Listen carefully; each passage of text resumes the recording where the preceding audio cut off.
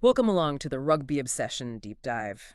If you love rugby and, want to get past the headlines to understand the real deal on and off the field, then you are definitely in the right spot. Make sure you hit subscribe to Rugby Obsession so you don't miss out. Yeah, absolutely. Today we're getting into something fundamental, the laws of the game. We're looking at some, pretty strong views from a true legend, Nigel Owens, and also touching on what Springboks coach Rassie Erasmus thinks about some related things. Our main source here is a really interesting piece from Planet Rugby.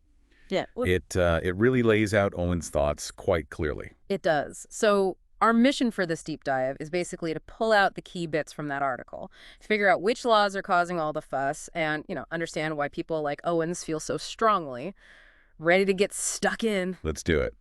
So, setting the scene a bit, World Rugby is always, well, tinkering, aren't they? Always seems like it. Yeah, looking at how the game flows, how it looks to viewers, maybe trying to speed things up, increase ball and play time.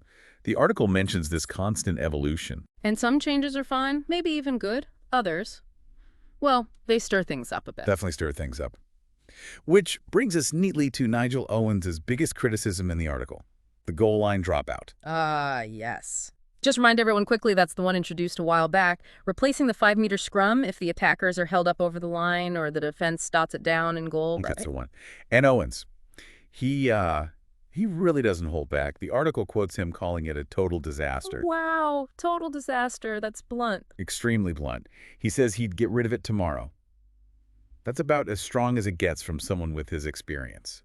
Okay, so what's the thinking behind that? Why does he hate it so much? Well, the article lays out a couple of main reasons. First, he just says flat out it has not brought anything positive to the game. Meaning? Meaning he doesn't think it's actually achieved what some might have hoped, like maybe reducing endless pick-and-goes or huge driving mauls right on the line. He says those things still happen. Right, so if it hasn't done much good, does he think it does harm? Yes, exactly. He says it brings negativity. And this is his key point, I think. He sees it as a total punishment for the attacking team.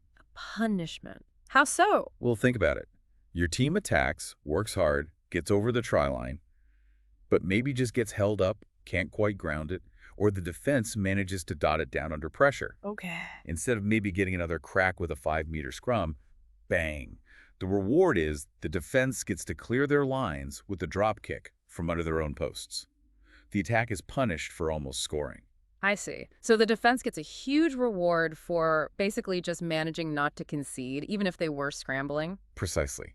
He feels it rewards the defense too much in that specific scenario. And the article connects this to his general refereeing philosophy, doesn't it? It does, yeah. Owens strongly believes the benefit of doubt, especially near the try line, should always go to the attacking side. Like, look for reasons to award the try. Exactly. Look for reasons to give it, not reasons not to. He sees the goal line dropout as going completely against that kind of positive, attack-minded principle. That makes sense. And it's interesting, the article notes that Rassie Erasmus, the Springboks coach, has also kind of questioned the big focus on stats like ball and play time, which is often, part of the justification for laws like the dropout, speeding things up. So there's a bit of a shared feeling there, questioning if these changes are really improving the game in the right way. Yeah, it shows it's not just former refs, but current top coaches are asking, are we chasing the right things here? Or are we accidentally changing something fundamental? Okay, so point one. Goal line dropout, big thumbs down from Owens. What's his second major issue highlighted in the Planet Rugby piece? It's about the scrum. He feels it's being depowered. Depowered. What specifically? The article points to that change where teams can no longer opt for a scrum from a free kick. Ah, right. I remember that causing some debate. And Owens's worry is basically that this chips away at the scrum's importance. It's less of a weapon, less of a way to really dominate your opponent up front. He does say, though, nobody wants endless resets, scrum fest, right? Oh, for sure. He acknowledges that. But he argues scrums are still a vital, important part of the game.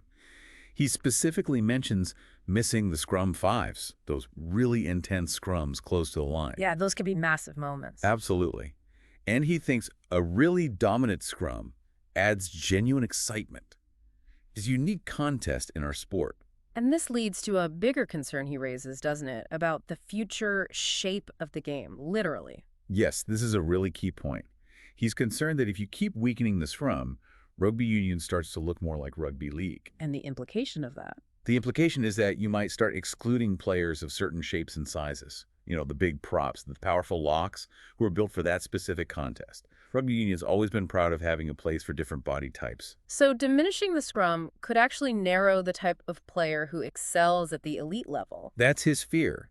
It's not just about the tactics on the field, it's potentially about the identity of the sport and who gets to play it at the highest level, a really important point to consider.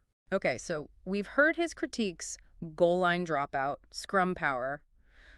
But the article isn't all negative from Owens' perspective. There's something he does like the sound of. Yes, thankfully. A bit of positivity. It relates to the British and Irish Lions tour to Australia. Oh, yeah. What's the idea?